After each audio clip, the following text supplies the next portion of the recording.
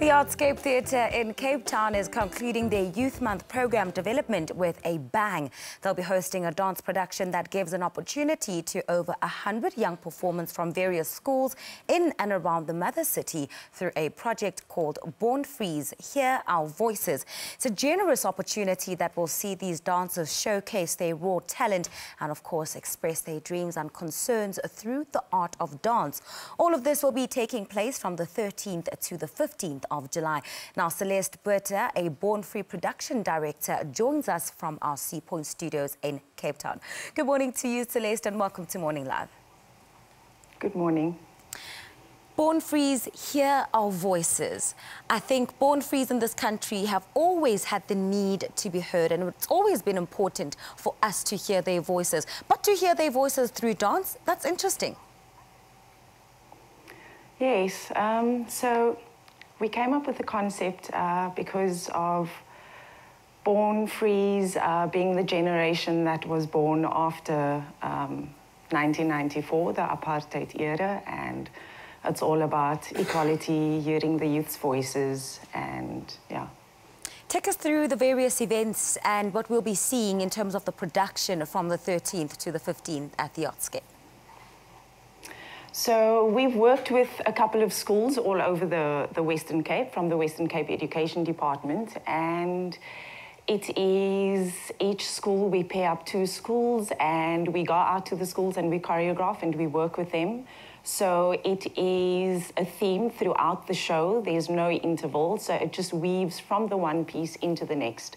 And we also have a couple of guest artists this year. His name's Mtutuzele November, and he's coming over from the UK. He's South African born, and we're very excited to have him on the platform. Celeste, this is quite a major production. I mean, working with over 100 people just to put together this phenomenal showcase at the theatre. How's that been like for you guys? Just trying to get everyone to work together as a team, to be cohesive, the choreography and getting all the costumes right. Has it been a nightmare? It's quite tricky. There's a lot of work involved, so we start planning, way ahead. But Marlon and I, we really used to working with youth. So we have a training program on a Saturday where there are 50 youth, and we've become accustomed to putting them through their paces. We need to work quickly. It's quite challenging for them, but it's really exciting because by the time they're done with Borne Frees, they would have accomplished something that they never thought they would be able to do. And Celeste, in working very closely with these Borne Frees, what would you say are some of their major concerns growing up, obviously, in a free democracy? What would you say are some of the most burning issues that they think about, that they talk about, and that they've expressed to you in putting together this production?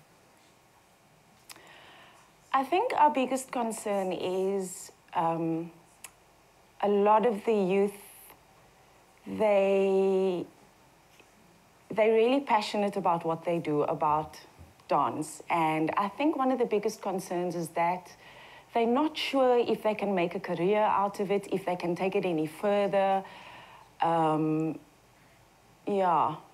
Right, and I think it is important to have this very production so that, you know, the more they do with their talents and their passions and showcase what it is that they can bring to the country and the world, and I think maybe then that will sort of get people to obviously pay more attention to dance and theatre and the arts, don't you think? Yes, so a lot of them do dance as a subject at school, so that's also why we created this platform for them, is because they're studying it at school, and it's also for the community and their families to see that you can make a career out of the arts. You can become a dance teacher, you can study dance, and you can follow your passion.